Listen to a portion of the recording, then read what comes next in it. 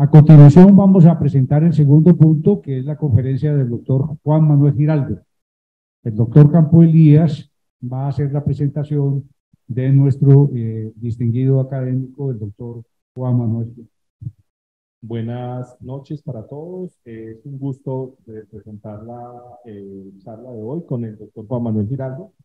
El doctor Juan Manuel es académico, es el compañero de junta directiva, actualmente tesorero.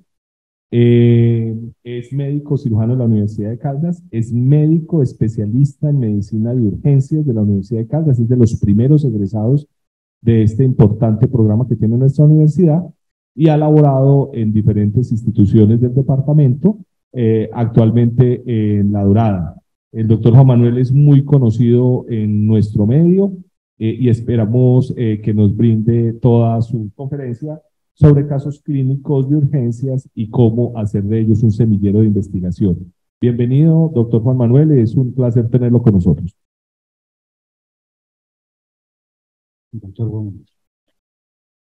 Doctor Campo Elías, muchas gracias por su amable presentación. Muchas gracias a la academia y a la Junta por permitirme este espacio de poder presentarles algunos de los casos clínicos que hemos tenido tanto en el área de urgencias como en el servicio de urgencias.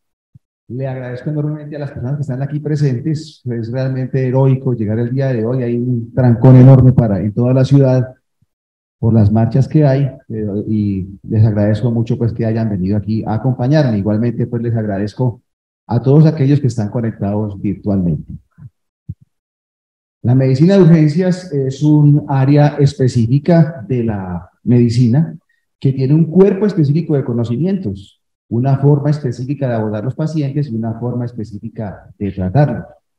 De alguna manera, eso lo vieron los visionarios que crearon el Colegio Médico de Emergencias en los Estados Unidos en el año de 1968, posteriormente fue reconocida como especialidad.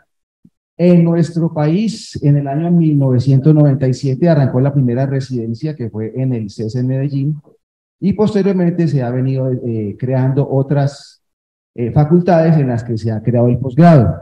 En lo que tiene que ver con nuestra facultad, está abierta desde el año 2014. Para ello, muchos de nuestros profesores colaboraron y vieron la necesidad de que hubiera una especialización en medicina de urgencias. Y esa especialidad se ha nutrido mucho de los aquí presentes y les agradecemos su colaboración porque sin ellos no hubiera sido posible desarrollarla. Al doctor Villamizar, que fue nuestro profesor, y a los demás que han sido profesores nuestros, unas gracias perennes. Y ese cuerpo específico de conocimientos tiene una trazabilidad a lo largo de todas las demás especialidades, pero tiene su área específica, como ya lo he dicho de forma reiterada. Por decirlo así, aquí tengo al doctor Darío Salazar, que maneja muchos pacientes oncológicos. Lo que nos corresponde a nosotros en el área de urgencias, nos llegan pacientes con neutropenias febriles, pacientes con rhabdomiolisis tumoral, pacientes con síndrome de vena cava superior. ¿Quién los diagnostica? ¿Quién los aborda de manera inmediata? El especialista en medicina de urgencias. Aquí que tengo un otorrinolaringólogo, un paciente que me llega con una epistaxis no controlada, un absceso amigdalino que me está comprometiendo la vía aérea, los cuerpos extraños en la nariz, en el oído, cuando un niño que se encuentra a 4 horas de una capital y escasamente la familia tiene para darle 1 o 2 comidas a la semana, ¿de quién va a pedir ayuda para que le puedan ayudar en una situación de esas? De alguien que sepa hacer ese tipo de procedimientos y nadie más indicado que un especialista en medicina de urgencias. Ya pues con esa introducción y sin más preámbulo, lo que les quiero mostrar es algunas de las publicaciones que hemos hecho a lo largo de estos años, algunas de ellas durante la especialización que hemos venido haciendo en diferentes medios.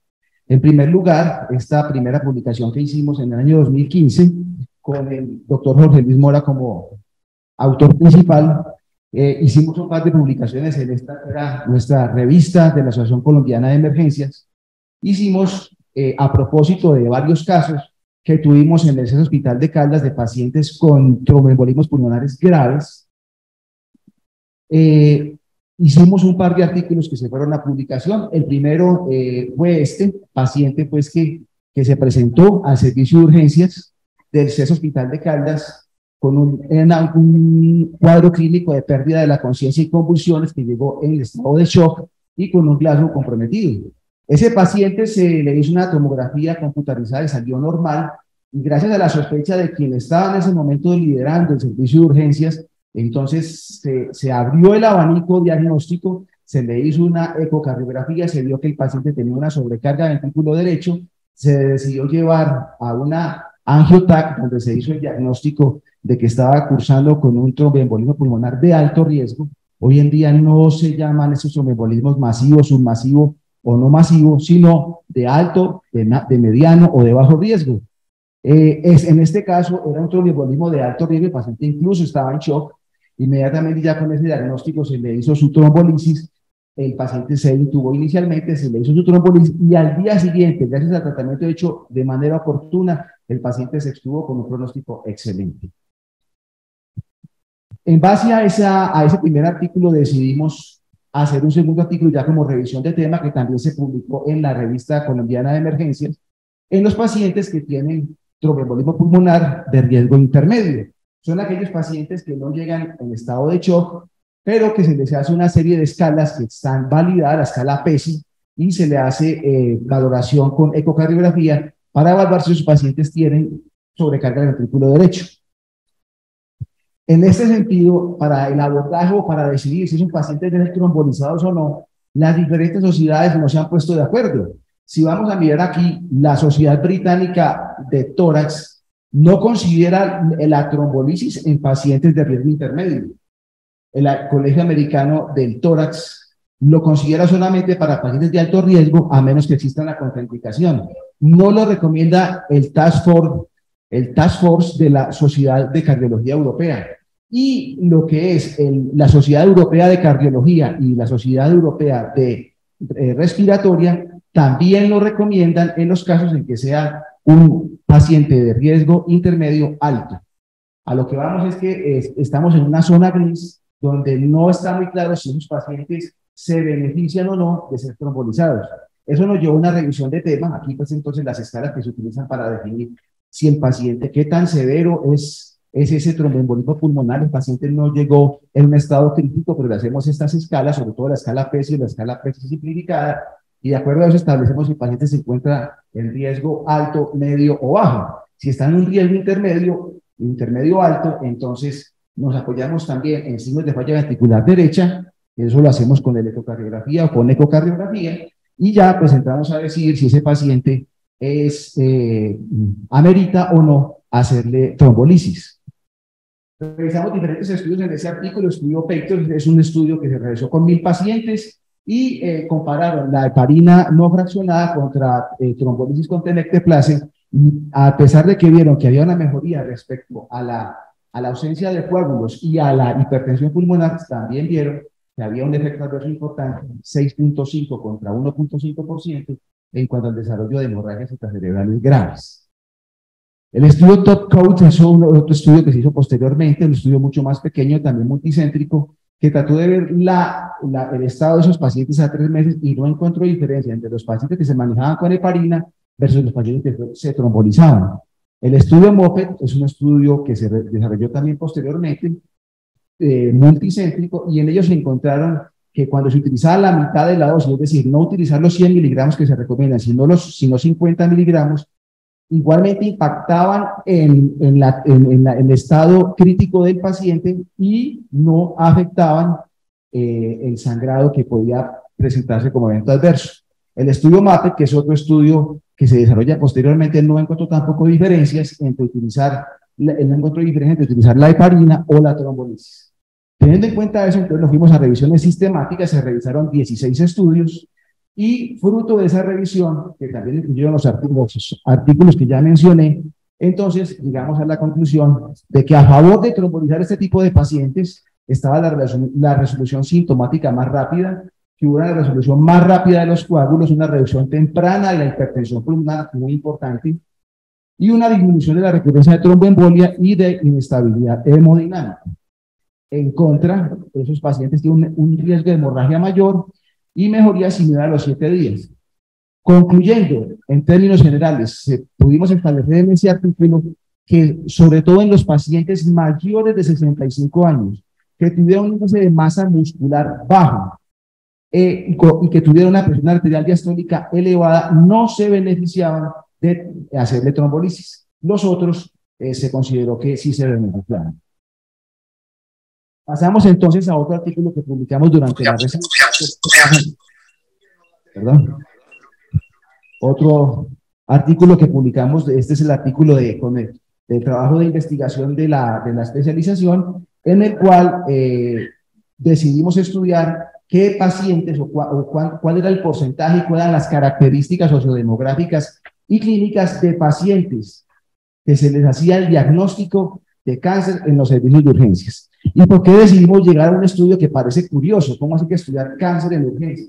Resulta que en las diferentes rondas, en la rotación de cirugía con el doctor Juan Carlos Marín, a quien fue uno de los inspiradores de ese trabajo, estuvimos viendo la cantidad de pacientes en el CES, en Servicios Especiales de Salud, que nos encontrábamos que estaban sin diagnóstico de cáncer de estómago o cáncer de colon, y que estando ahí les hacíamos ese diagnóstico. Entonces nos llamó la atención y decidimos hacer este trabajo, teniendo en cuenta pues entonces la colaboración del registro de cáncer del doctor Guillermo López, que ya lleva varios años realizándolo. Tomamos los cánceres más frecuentes y de esos hicimos una amplia revisión del tema y tratar de sacar los principales síntomas de cada uno de ellos, los principales hallazgos al examen físico y los principales métodos diagnósticos, para tratar de llegar a ver cuáles eran los principales y cuáles habían sido los principales síntomas, los principales hallazgos al examen físico y cuáles habían sido los métodos diagnósticos en urgencias de los cánceres que habíamos diagnosticado en urgencias.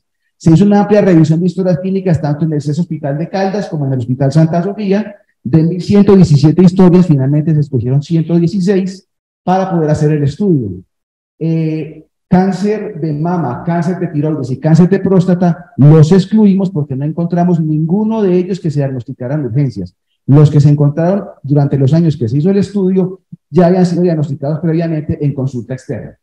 Entonces hacemos pues entonces el estudio con cáncer gástrico, cáncer de colon, cáncer de recto y también cáncer pulmonar y cáncer de cervix. Se buscan una serie de síntomas en esos pacientes, los que más encontramos de acuerdo a la revisión de la literatura que hicimos, los signos más frecuentes y los exámenes más frecuentes en cada uno de esos tipos de cáncer. Cáncer de cervix y cáncer de pulmón fueron los otros que tuvimos en cuenta.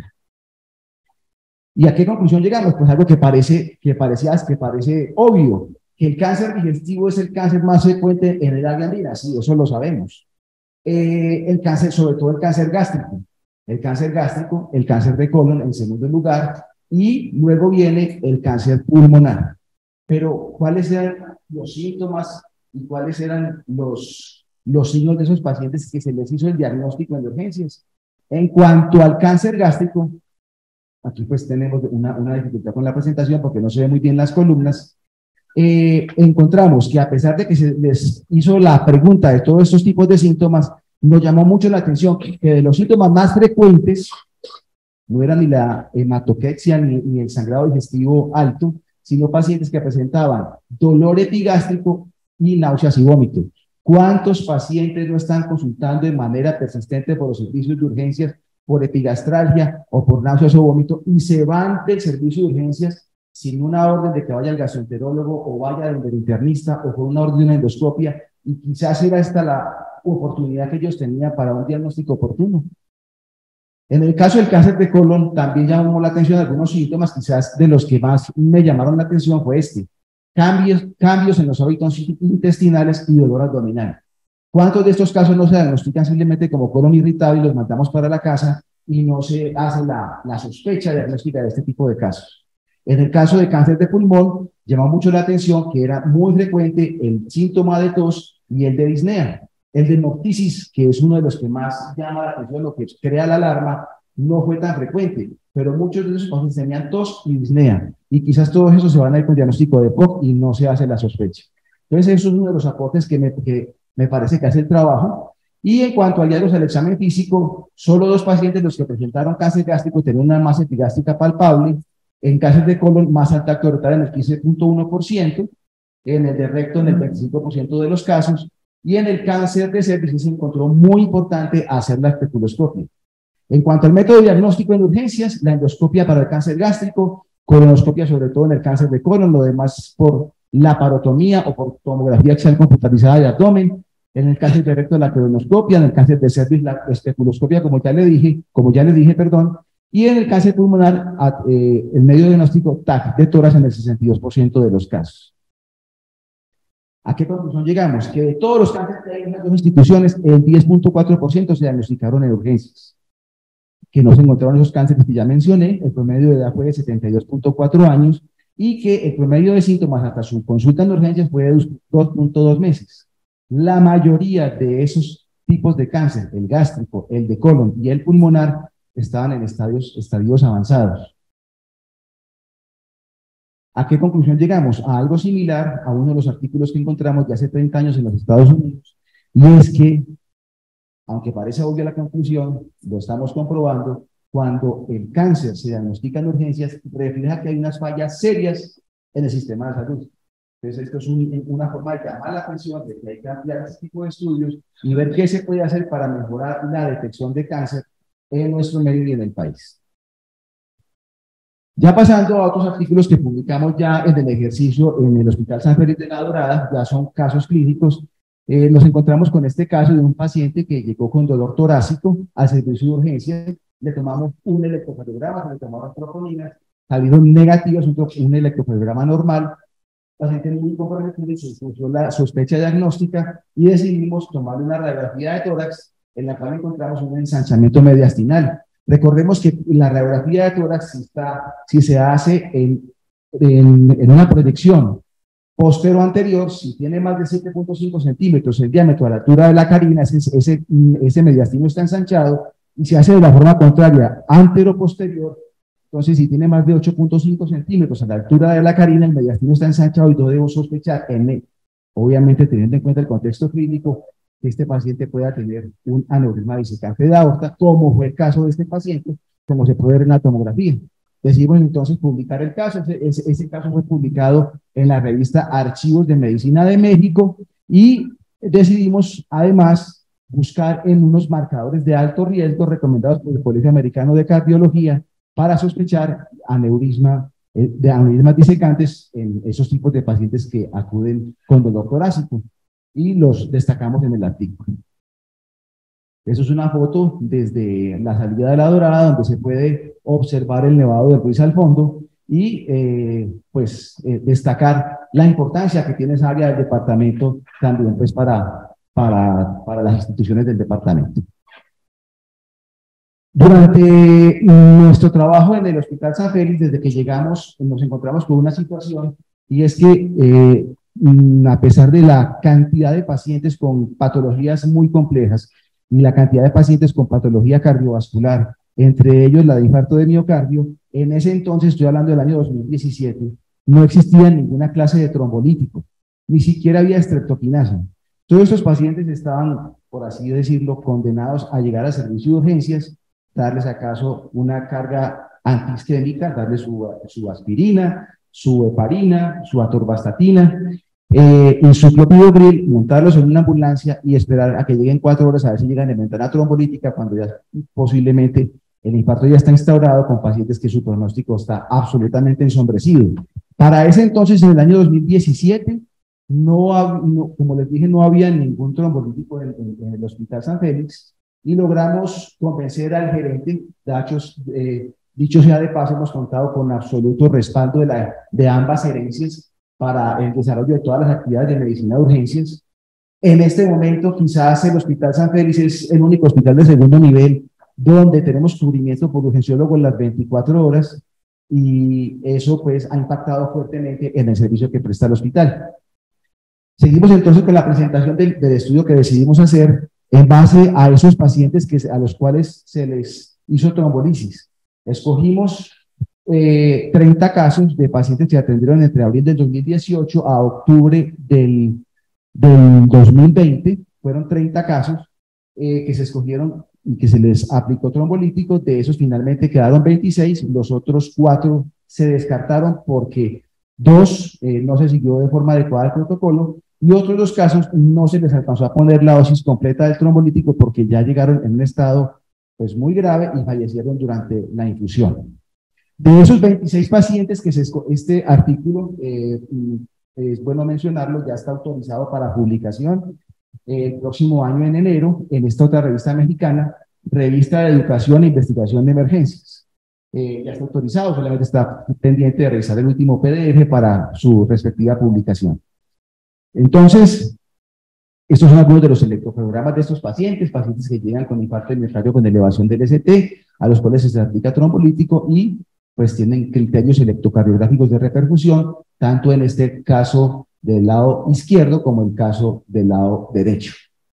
De esos 26 pacientes, 19 lograron reperfusión, 7 no lograron ser reperfundidos, y de esos, 17 eran del género masculino y los otros eran de género femenino.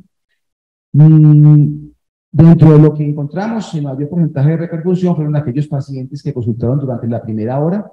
Estuvimos valorando diferentes variables, la edad, el género, el índice de masa corporal y la hipertensión arterial. No encontramos que hubiera una significancia estadística analizando las diferentes variables. Fue más frecuente en el género masculino. Nos llamó la atención, sin que hubiera una diferencia estadística significativa, el índice de masa corporal ha aumentado en una gran proporción de pacientes. La dorada tiene una característica dentro de su población, es que hay mucha gente obesa, y eso pues de alguna manera pues incide en las patologías que ellos tienen.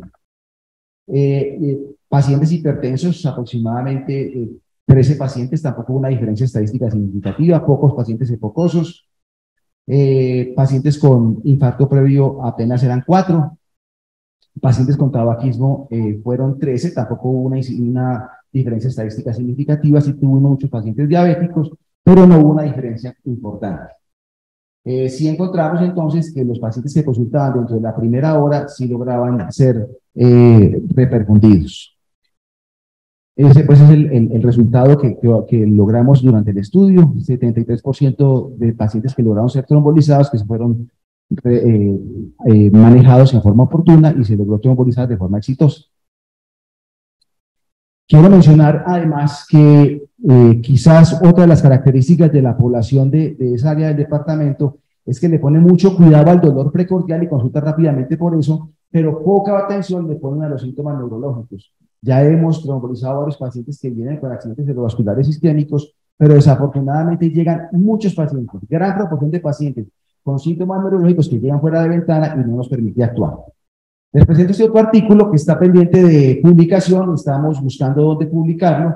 Me pareció un caso muy interesante de un paciente que llegó en paro, el paciente se reanima y después de reanimarlo le tomamos este electrocardiograma donde tiene evidentes signos de isquemia en varias de sus caras, infradesnivel en varias de sus caras y supradesnivel en ABR. O sea, aquí pues el diagnóstico que hace sospechar es que este paciente evidentemente tiene un compromiso plurivascular o multivascular serio y que lo mínimo que hay que hacer es ponerle carga antiisquémica y considerar la posibilidad de trombolizarlo. Resulta que este paciente se analizó durante tiempo en los minutos siguientes y no se le dio respuesta neurológica. Se hace una valoración de sus reflejos vulvares y decidimos tomarle una tomografía y nos encontramos con esto, una hemorragia subaracnoidea masiva. Entonces, ¿qué hubiera pasado con este paciente si le hubiéramos dado carga antiisquémica cuando el paciente llegó en paro? Lo reanimamos, le tomamos el electro, vemos el electrocardiograma y actuamos de manera inmediata y le ponemos los medicamentos que en principio había que poner, pues hubiéramos empeorado el pronóstico de este paciente, porque este paciente tenía una hemorragia subaracnoidea. Ya entonces reinterrogamos a la familia en la historia fue diferente, se había tomado los medicamentos que posiblemente le subieron la presión, el paciente tuvo un dolor precordial, dolor de cabeza severo y pierde el conocimiento. Hizo una descarga severa de catecolaminas y eso fue lo que llevó a que hicieron la isquemia miocárdica sin que se hubiera infartado, porque las troponías salieron negativas. El diagnóstico de este paciente es una hemorragia subaracnoidea con isquemia miocárdica posterior secundario a la descarga catecolamínica que tenía el paciente. Nos llevó a proponer que en esos tipos de pacientes que llegan tan sedados, con compromiso de su estado de conciencia, teníamos que utilizar escalas diferentes a la de Glasgow, como la escala Four-Score, en ese artículo que está pendiente por publicación. Tenemos ya pendientes de otros casos interesantes Por ejemplo, tuvimos un caso de un paciente con un accidente ofídico grave, gravísimo. Cuando iniciamos la infusión de suero antiofídico, nos hizo una anafilaxis grave y nos puso en un dilema. ¿Le ponemos el suero o no se lo ponemos? Porque lo único que lo va a salvar es aplicar el suero. Después de revisar la literatura, se desensibiliza, se le pone el suero y se salva. Pero eso nos pareció un caso muy interesante que está pendiente por publicar. Esto ya lo tenemos para presentarse en el Comité de Ética del hospital. Teniendo en cuenta el caso anterior, vamos a presentar este estudio con varios de los médicos que están en el servicio de urgencias del Hospital San Félix para hacer una caracterización de los accidentes ofídicos que hemos tenido en los últimos 4 años. Otros casos que están pendientes también por publicación, hemos tenido accidentes por picadura de abeja grave. Cuando uno le mencionan el tema de las picaduras de las abejas, lo que tiene en la cabeza son la posibilidad de anafilaxis. Y que el paciente, cómo se maneja una anafilaxis en caso de accidente por himenópteros. Resulta que en muchos casos los pacientes no hacen anafilaxis y tuvimos 2 casos de pacientes que fueron picados por más de 60 abejas en una picadura masiva y entran en rhabdomiólisis, hacen falla renal y finalmente son pacientes que se complican. Entonces, una cosa de las cuales hay que tener en mente. Finalmente, otro par de casos para presentar. Desafortunadamente se ve muy mal en la presentación, pero en esta tomografía se ven las lesiones redondeadas cavitadas de una paciente que había tenido una neumonía por COVID-19 hacía un mes y nuevamente regresa con síntomas respiratorios. Se le toma una tomografía no compatible con COVID, pero que llega con unas lesiones muy sugestivas de una neumonía por hongos.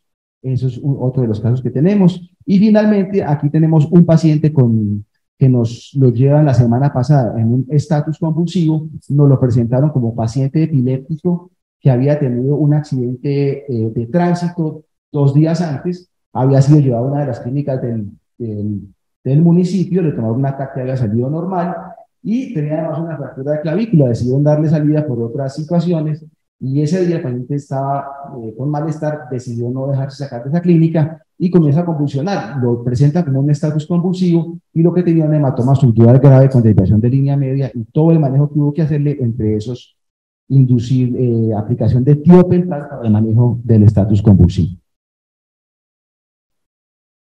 Tenemos otras publicaciones en curso, una en la SIC de Medellín, hay una iniciativa de los paisas de sacar un libro de urgencias, participamos en ese libro, está pendiente con el capítulo de trauma vascular, y hay otra iniciativa de una cantidad de emergenciólogos de Latinoamérica de sacar unas guías latinoamericanas de urgencias, y participamos con el capítulo de shock diferenciado. El doctor Campo Elías me había pedido que al final de la presentación hiciera alusión a cuáles son las expectativas de la medicina de urgencias. Entonces, me apoyó en este artículo reciente de este mes, me lo pasó el doctor Mauricio Piñera, quien ha sido otro de los especialistas que ha apoyado de manera desinteresada a la especialización. Esto fue publicado este mes en Medscape, a su vez sacado de la revista del Oeste de Medicina de Emergencias, obviamente por emergenciólogos, donde mencionan la historia de la medicina de emergencias que fue fundada en el año 1968 el Colegio Americano de Emergenciólogos. En 1970 en Cincinnati se abrió la primera residencia en medicina de urgencias, y en 1976 se fundan la Junta Estadounidense de Medicina de Emergencias y la Sociedad Académica de Medicina de Emergencias, finalmente aprobada como especialidad por la Junta Estadounidense de Especialidades Médicas en el año de 1979. Hoy en día en los Estados Unidos existen algunas subespecialidades de la medicina de emergencias pediátricas, medicina de emergencia deportiva y toxicología médica, medicina submarina hiperbárica, medicina de cuidados paliativos, anestesiología de cuidados críticos, medicina de cuidados críticos, medicina del dolor y la práctica enfocada en ultrasonografía en los servicios de urgencias. Tópicos a futuro a desarrollar de la medicina de emergencias: educación e investigación. Muchos de los colegas están publicando mucho en diferentes revistas. Hace 2 meses se hizo un congreso de residentes de medicina de emergencias aquí en la facultad. Hace 2 días se hizo un congreso importante de medicina de emergencias en Bogotá. en la Fundación Santa Fe. Recientemente se hizo otro congreso en la Fundación Valle de Lili y esperamos que para mayo del año entrante se lleve a cabo el Congreso Internacional de Medicina de Emergencias. Tuvimos una reciente reunión, la asociación, con la ministra de Salud, en la cual ve la importancia de la presencia de los urgenciólogos en los hospitales, sobre todo en los hospitales del área de segundo nivel, donde ella ve la necesidad de que haya mucha mayor presencia de parte nuestra. Otros tópicos para desarrollar: telesalud. Hoy en día en nuestro país existen EPS que se apoyan en el criterio del urgenciólogo para saber si se deben remitir pacientes desde la periferia o no. La nueva EPS cuenta con eso. Desarrollar destrezas en la administración. ¿Quién más que aquel que está metido en ese momento en las áreas críticas, en esta congestión tan horrible que tienen los servicios de urgencias, para ver cómo se puede mejorar la gestión en esos servicios? Atención geriátrica de emergencias, medicina de desastres, medicina rural, y también un importante desarrollo en el manejo de trastorno por consumo de sustancias, donde tenemos muchísimos pacientes que todos los días nos llegan a los servicios de urgencias. Retos, muchos. Quiero mostrar esta carta es una carta que le dirige la Asociación Americana de Especialistas en Medicina de Emergencias al presidente de los Estados Unidos, porque ven con preocupación la sobreocupación tan severa que tienen los servicios de urgencias. Estamos hablando de Estados Unidos. Eso ocurre obviamente en nuestro país. Y el tema de la congestión en los servicios de urgencias no se mejora solamente con el hecho de poner un urgenciólogo a trabajar en un servicio de urgencias. Eso es un tema multicausal que tiene que manejarse, que requiere múltiples estrategias, y en eso se están creando unos grupos de trabajo, tanto en los Estados Unidos como aquí en Colombia, para ver qué proponemos para tratar de mejorar la situación de los servicios de urgencias. Finalmente, decirles que es una carrera, una especialización que brinda un equilibrio gratificante de riesgo, de toma de decisiones y atención compasiva con los pacientes. Cuando logramos atender de una manera efectiva, oportuna y humana a un paciente de emergencias, eso tiene un impacto muy grande en la salud de las personas. Necesitamos fortalecer la academia y la investigación. Parte de lo que les hemos dado trata de hacer eso. Y esos son, pues, retos diarios que tiene nuestra especialidad. A todos ustedes, muchas gracias.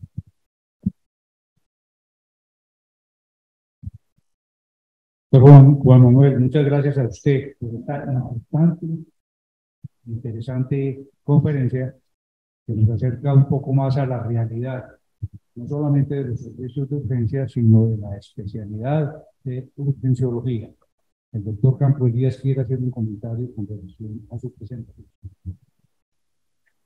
Bueno, Juan Manuel, muchas gracias. No solamente uno, sino varios comentarios. Yo recuerdo que cuando nosotros estábamos estudiando, que fue hace muchos años, alguna vez hablaron por primera vez de triaje. Esa palabra ni se conocía. Hoy en día es digamos, una forma del manejo de urgencias. Y me acuerdo que estábamos en un semestre y que triaje y estos problemas de emergencia no se conocían. Y yo quiero recordar mucho a una persona que pronto nos acordamos los más viejitos, pero no los nuevos, que fue la primera persona que nos enseñó, el doctor Jaime Rodríguez Molano. El doctor Jaime Rodríguez trabajó todavía en urgencia y trabajaba en medicina legal adicional. Entonces, todos los que nos tocó aprender, digamos, de medicina legal, las bases, y nos tocaba, digamos, el manejo de los cadáveres fue con él, pero sobre todo en urgencias. Yo recuerdo que uno llegaba a urgencia y no sabía poner un tubo a toras. Es más, no sabíamos poner una sonda vesical en una mujer y en un hombre con dificultad. No sabíamos prácticamente suturar. Y él era el que lo soltaba la mano y nos decía cuánto se demoran.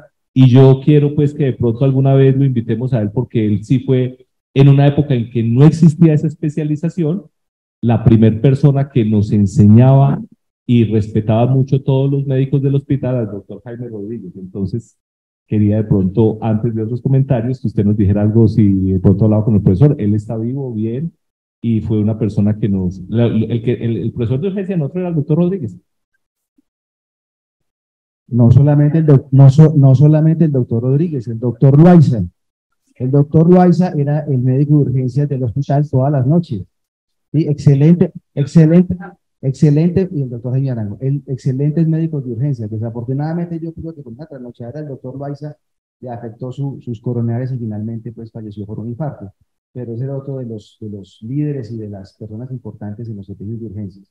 Ya que usted menciona eso respecto al entrenamiento, hacer énfasis en la importancia de que los estudiantes de pregrado roten por urgencias. Eso no se puede perder. Así no sea el objetivo hacia el cual está orientado el estudiante, cualquier médico tiene que tener un entrenamiento básico en urgencias.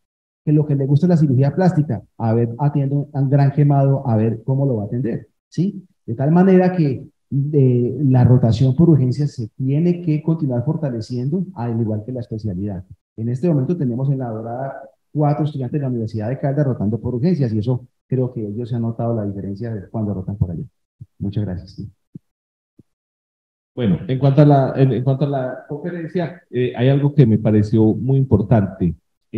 Todo es muy importante, pero algo que pues, yo veo con alguna frecuencia es que, digamos, a nosotros nos llega muchas veces el paciente con cáncer de no. Yo en el consultorio veo un paciente que va por dolor abdominal y le encuentro un tumor, a veces encontramos por ecografía cáncer por el colon, ¿no es cierto?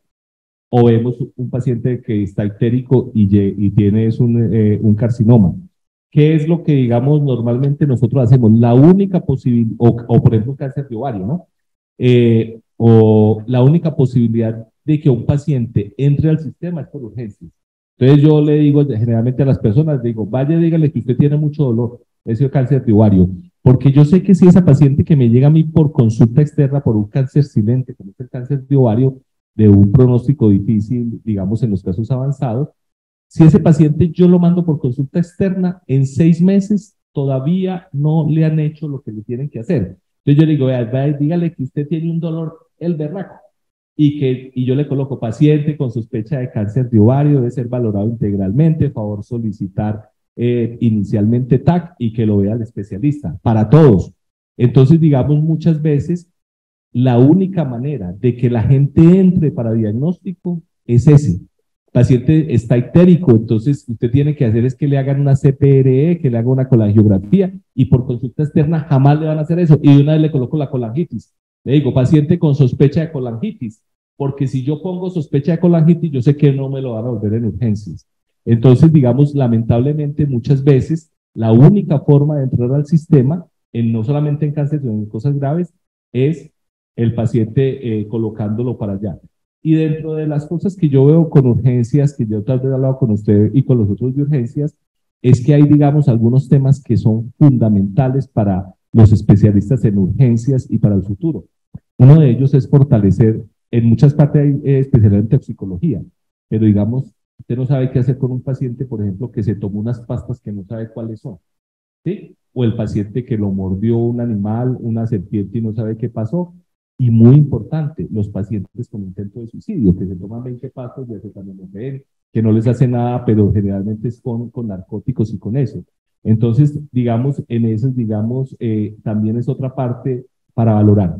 Y en imágenes diagnósticas hay algo que me parece muy interesante que yo he revisado con los residentes de urgencias y es la reanimación guiada por ecografía. Por ejemplo, que eso, dentro de 5 años, nadie va a pensar cómo no reanimamos a un paciente con el ecógrafo al lado, porque lo importante es la reanimación de esos 20, 25 minutos que el paciente está en urgencias antes de llegar. Porque cuando llega el paciente como un tiro y no se reanima, y lo opera de cirugía, pues el paciente no hay nada que hacer. Se pasó ese momento crítico, digamos, de la reposición de todos los elementos, no solamente de la sangre, sino de los electrolitos, y de ese manejo para que el paciente pueda entrar no en buenas condiciones, sino en unas condiciones más aceptables a cirugía, porque cuando llegan y el paciente no tiene eso, simplemente el paciente lo va a... Bueno, el doctor que tenemos que, digamos, en esa parte, y en esa parte, digamos, se reanima mucho con imágenes. ¿Y quién tiene que hacer la ecografía, digo yo? Pues la tiene que hacer el de urgencia. ¿Por qué razón? Porque los radiólogos ni mantenemos allá, ni estamos dispuestos. Los radiólogos somos muy buenas vidas y a mí me llaman por la noche y yo no le corro absolutamente a nada. Es decir, lo único que uno no va. Entonces tiene que ser el médico de urgencia el que maneje eso. Hoy, por ejemplo, se considera no aceptable que usted pase un catéter central a ciegas. ¿Sí? ¿Por qué razón? Porque las complicaciones son tan grandes, las potenciales que, digamos, es mala práctica usted pasar un catéter central a ciegas. Para eso está la ecografía y los otros métodos diagnósticos. Y una pregunta final que quería hacerle, Juan Manuel, es, digamos, en el estudio que hicieron ustedes de tromboembolismo pulmonar, ¿ustedes tenían en cuenta, hacían angiotac de arterias pulmonares o no? ¿O era porque, pues, porque con ellos con lo que se hace el diagnóstico, no? El caso que se presentó se confirmó con angiotac, claro, antes de trombolizarlo. Por supuesto que sí. Sí. Y no, pues de insistir en lo que usted ya dijo, obviamente en toxicología los que estamos llamados a atender a esos pacientes y que los atendemos todos los días, son los pacientes que llegan intoxicados con medicamentos, con una cantidad de cosas, con plaguicidas, ¿sí? Los pacientes de accidente ofídico, accidente escorpiónico que se está incrementando, accidente arácnido también estamos presentando y existen en este momento para escorpión, existe suero para escorpión. Entonces, esos casos nos llegan a nosotros y somos los que debemos atender los casos. ¿Alguna otra pregunta para el doctor Juan Manuel? Doctor Hernán Darío.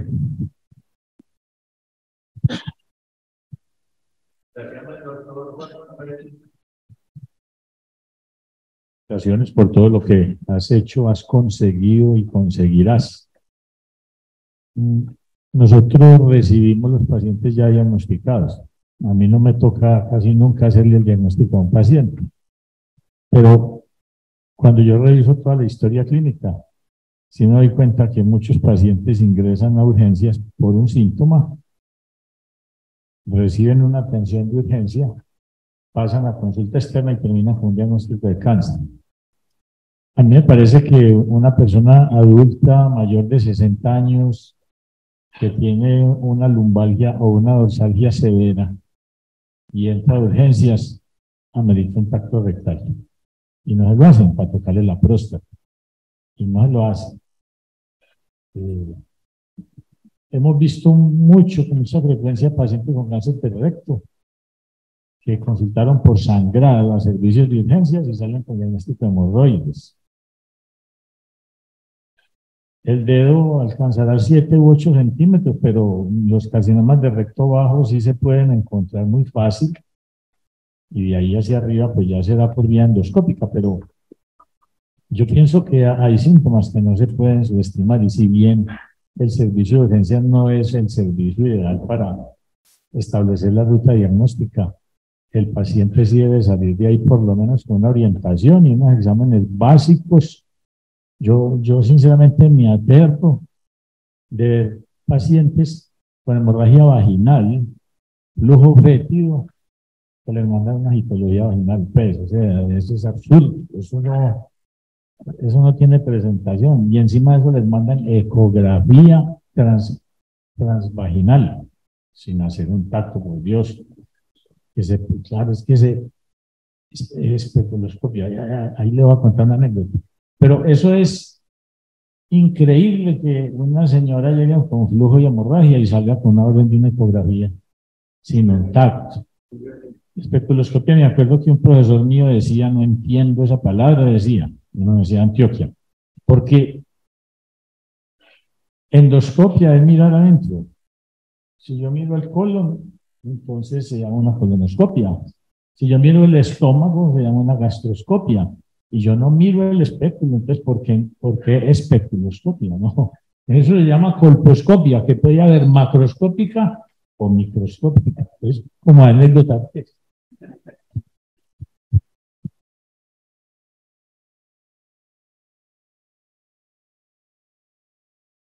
Nuevamente, doctor Juan Manuel, muchas gracias, excelente.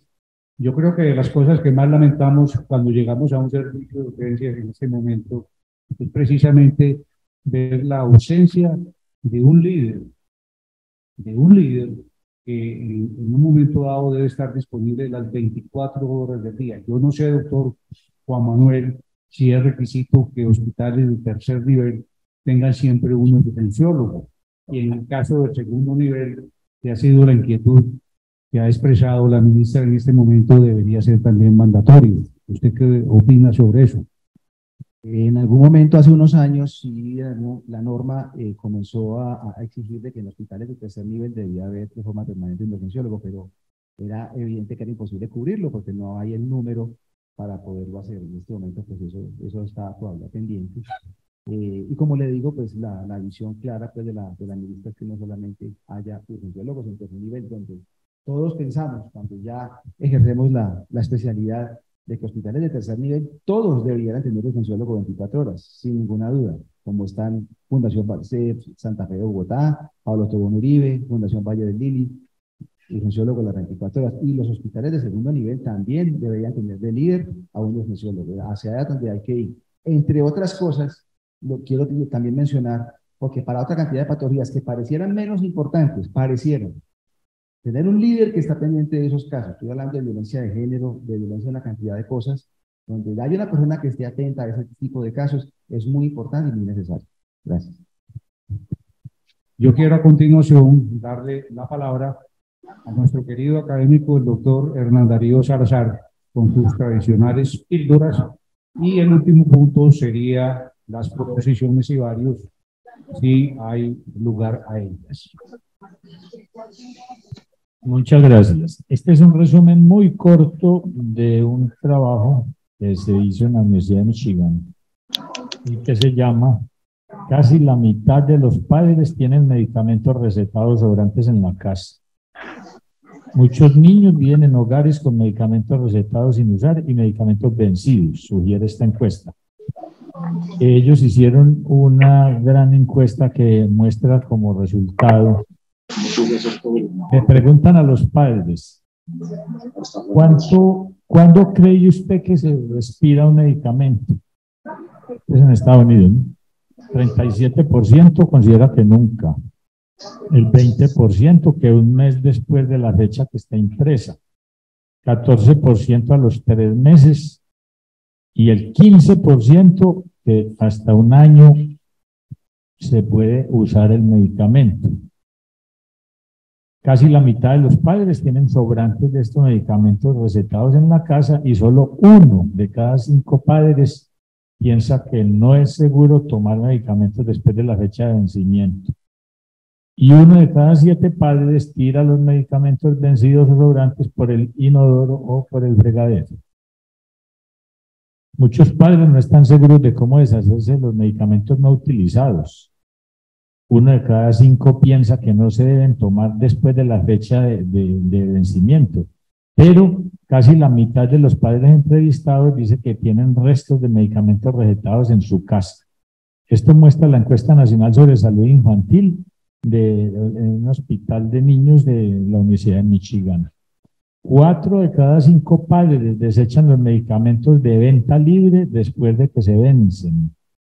Descubrimos que es común que los padres guardan los medicamentos mucho después de que caducaron o que ya no los necesitan, lo cual crea un riesgo innecesario para la salud de los niños, dice la doctora Sara Clark. Los niños más pequeños que reciben medicamentos en el hogar son una fuente importante de intoxicación no intencional. Para los niños mayores, el acceso a estos medicamentos conlleva el riesgo de experimentación, desvío a sus compañeros u otro uso indebido intencional. La encuesta representativa a nivel nacional se basó en 2023 encuestas a padres de niños menores de 18 años que fueron encuestados entre agosto y septiembre del 2022. Menos de la mitad de los padres cree que los medicamentos de venta libre son menos efectivos después de su fecha de vencimiento. 1 de cada 5 piensa que ya no es seguro. Es posible que los padres no se den cuenta que el medicamento está vencido hasta que lo necesiten para tratar los síntomas de su hijo, dice la doctora Clark. En este momento, el padre debe decidir si le da el medicamento vencido a su hijo o si sale a comprar un nuevo medicamento. Más del 33% de los padres dice que nunca estará bien darle a su hijo un medicamento vencido, pero 1 de cada 3 padres cree que está bien hacerlo hasta 3 meses después. Y aproximadamente el mismo porcentaje dice que estaría bien hasta después de 6 meses. La fecha de vencimiento es la garantía del fabricante de que un medicamento es completamente seguro y efectivo. Con el tiempo el medicamento pierde su eficacia, dice la doctora Clark. Los padres que estén considerando darle a su hijo un medicamento mucho después de su fecha de vencimiento deben preguntarse qué tan bien funcionará y qué riesgo tendrá Eliminación adecuada del medicamento. Más de 3 de cada 5 padres dice que tienen más cuidado al desechar los medicamentos recetados sobrantes que los medicamentos de venta libre. La mayoría cree que es importante desechar adecuadamente los medicamentos vencidos o sobrantes para evitar que los niños entren en contacto con ellos y proteger el medio ambiente. Aún así, muchos padres luchan por saber cómo deshacerse de él. Casi las 3/4 partes dicen que no saben qué medicamentos deben mezclarse con café molido o con arena para gatos, y 1 de cada 7 tira el medicamento por el inodoro. La opción más segura, dice Clark, es dejar los medicamentos en un sitio de recolección permanente, en un consultorio médico, farmacia o hospital, o en un sitio comunitario junto con el Día Nacional de Devolución de Medicamentos, que se hace 2 veces al año por la Administración de Control de Drogas en Estados Unidos. Los medicamentos no utilizados y vencidos son un problema de seguridad pública y presentan riesgo para la salud de que los niños se enfermen, además de que tienen un impacto negativo en el medio ambiente. Para terminar, ¿cómo proteger entonces adecuadamente a los niños de los medicamentos no utilizados? Primero, limite la cantidad de medicamentos que tenga en su casa. Evite comprar medicamentos de venta libre en cantidades mayores a las que necesita. Para medicamentos recetados para uso, según sea necesario, como analgésicos, considere surtir solo una parte de la receta y más bien regrese a la farmacia para obtener dosis adicionales si son necesarios. Segundo, mantenga los medicamentos recetados y de venta libre en su empaque original, que incluye información sobre la dosis y la caducidad. Verifique las fechas de vencimiento de los medicamentos de venta libre de su hijo 2 veces al año, especialmente antes de las temporadas de alergias y gripas. Bloquee o al menos controle ciertos medicamentos que pueden usarse de manera indebida, como los analgésicos y somníferos, especialmente si hay niños mayorcitos en el hogar. Deseche de manera segura el medicamento no utilizado o vencido, dejándolo en un sitio de recolección permanente. Algunas farmacias tienen opciones de devoluciones de medicamentos vencidos. Si no puede devolver el medicamento a un sitio de recolección, una opción secundaria es desecharlo en la basura doméstica. El medicamento debe ir en una bolsa de plástico, disolverse con agua y mezclarse con arena para gatos o café molido para que en ninguna forma sea atractivo ni para niños ni para mascotas. Sellar la bolsa evitará que el medicamento se derrame. Evite tirar medicamentos vencidos por el inodoro o el fregadero, porque ello puede provocar que los medicamentos entren en el suministro de agua y expongan a los residentes a los productos químicos del agua potable.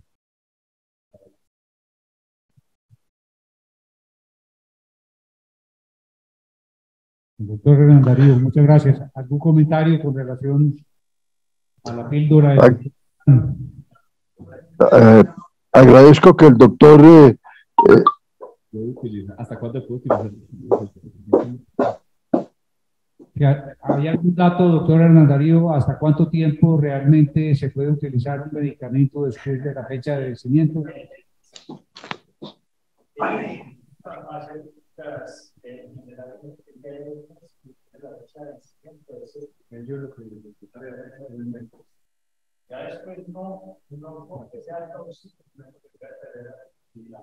Correcto. Pero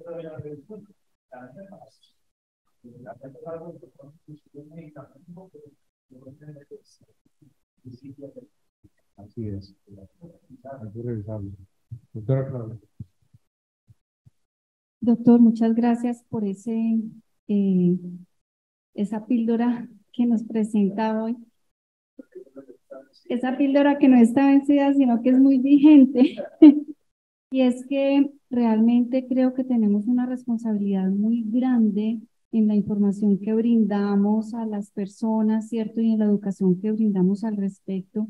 Y creo que también hay que hacer un trabajo conjunto, un trabajo de ciudad y con el tema de residuos. Nosotros en la facultad trabajamos desde hace muchos años ese tema y contamos en la facultad con varios puntos para recolección de este tipo de pues para estos medicamentos vencidos, y yo creo que hay que hacerle más difusión en que otros sitios hay, porque la gente no lo conoce realmente. Entonces yo creo que ahí tenemos una gran responsabilidad, no solo en la formulación, sino en la dispensación final o en el desecho pues del medicamento no usado.